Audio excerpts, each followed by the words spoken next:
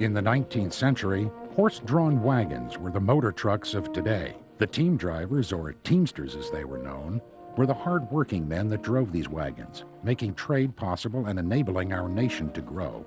Well, you know, A to B goes the train, sand goes the plane. But everything that reaches there or comes from there has to be moved by a truck. Everybody here has driven an automobile in a blizzard. Think about driving a horse and wagon with no cover in a blizzard. Being a teamster and driving a team, it wasn't like getting in the truck and the truck was loaded and go out and make your deliveries.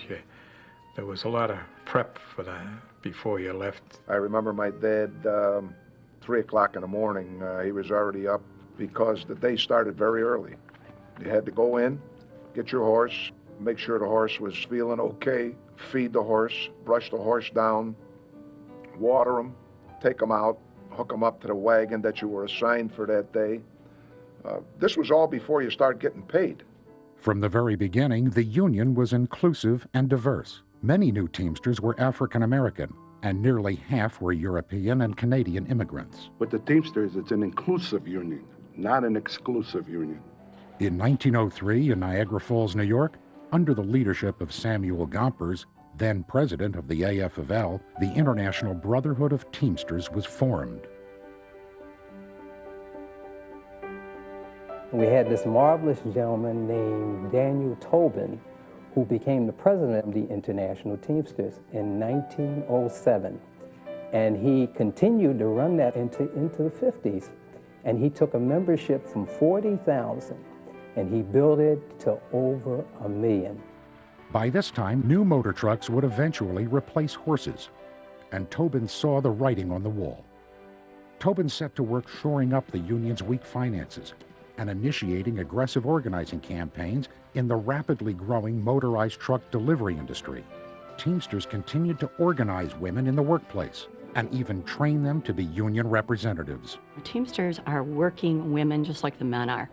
And, you know, long ago, they were there in the factories just like the men were. They just weren't recognized because they were supposed to be at home taking care of their kids. On Tuesday, October 29, 1929, the markets collapsed. This would forever be known as the Great Depression. The employers could abuse workers because they had hundreds waiting for a job. It was their call. They could do anything they want, and they truly exploited workers in the 1930s. Dan Tobin needed to act quickly. He would find his greatest ally in the newly elected president, Franklin D. Roosevelt. During 1933 and 1934, workers in nearly every industry were forced out on strike. It was a very bloody strike. A lot of our members were killed, a lot of them with severe beatings, and eventually President Roosevelt got involved in it and helped settle the strike. It was a great victory for the Teamsters Union. It was a victory that really set the stage for the growth of the Teamsters Union. It really exploded after the 1934 Teamsters strike. The Teamsters had become an important player in the nation's political landscape, and their headquarters moved from Indianapolis to Washington, D.C. In 1952, after 45 years as president, Dan Tobin retired and turned the reins over to a new generation. At the 1957 convention held in Miami Beach, Florida, James Riddle Hoffa was elected general president of the International Brotherhood of Teamsters. Life changed dramatically for the Teamsters when he came in. For instance, we had no dignity. We had no pensions. We have no health and welfare fund. And most of all, we were split in all different veins because we didn't have a master freight agreement. In 1964, Hoffa negotiated the first national master freight agreement, and overnight, 400,000 members employed by 16,000 trucking companies joined the middle class. When that went into effect, we started getting substantial raises of 25 cents, 40 cents, 50 cents. These were unheard of in the past. These were the glory years for the Teamsters. We really came up, and I believe at that time our membership expanded to over 2 million people under Jimmy. This agreement was Hoffa's crowning achievement and would set the standard for collective bargaining all over the country. While the 1960s and early 70s saw the Teamsters grow and prosper, the next decade would be far more tumultuous. Even the mighty Teamsters were not prepared for what would come next.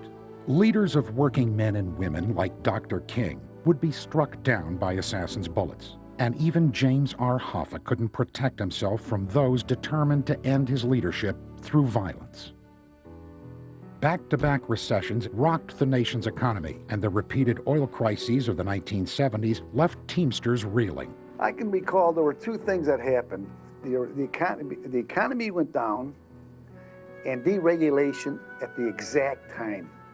Those two events, I really believe, was the start of union membership declining, non-union companies proliferating dramatically. When they passed deregulation in 1978 under Jimmy Carter and Teddy Kennedy, it was directed specifically at the Teamsters Union.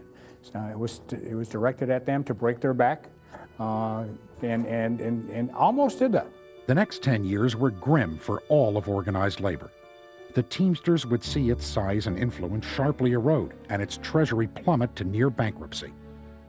In 1998, all eyes would once again turn to the Teamsters as James P. Hoffa was elected general president under a banner of restoring the unity and strength that the union once enjoyed. We had been so disarrayed for such a long time. We had to bring back unity, to bring back the power. When people are together with the same ideas, the same principles, and moving in the same direction, that's what you need. If we're not united, we could never do anything, and we cannot move into the next century or the future of the Teamsters Union. Hoffa went on to renegotiate the landmark National Master Freight Agreement in 2003. The unique thing about the National Master Freight Agreement was that it had this ability over deadlock grievances. In midterm, we could strike the employer, which gave us what we call the hammer.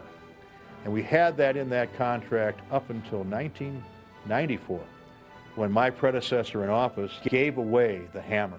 And when that happened, we lost our power in freight after 1994. We got to make sure we get the right to strike. Everybody said it'd never be done. Can't be done. Why would the employers ever give that back to you? And I said, that's going to be our goal. And Phil said, I know how to do it. And we took a strike vote. And it came a time we even walked away from the table. And the employers started to sweat. They said, what's going on? We're down to the deadline. Where are we going with this thing? And pretty soon they came back, because Phil Young, Tyson Johnson, and myself sat down with the employers. They said, there's a way to get back to the table. Going to bring that power back to the Teamsters Union, get the right to strike back. And sure enough, not only did we get the good wages, not only did we get everything else, but we got the hammer back. We got the hammer back. We got the power. And you know what? They ain't laughing anymore. They ain't laughing anymore. Once again, the union means hope for working people. The Teamsters are well positioned and ready for whatever the next 100 years will bring. This is a huge, big, powerful union. We can make a difference in the world. If it wasn't for the union, there would be no middle class. We would have a total proletariat system. You either be damn rich or damn poor. There's no in between. And I'm damn proud to be a Teamster. And I tell you, it's given me a great life. Still is. I wouldn't have it any other way. There's 3 generations of Teamsters in my family. My father, me, and my son. So it's a Teamster thing.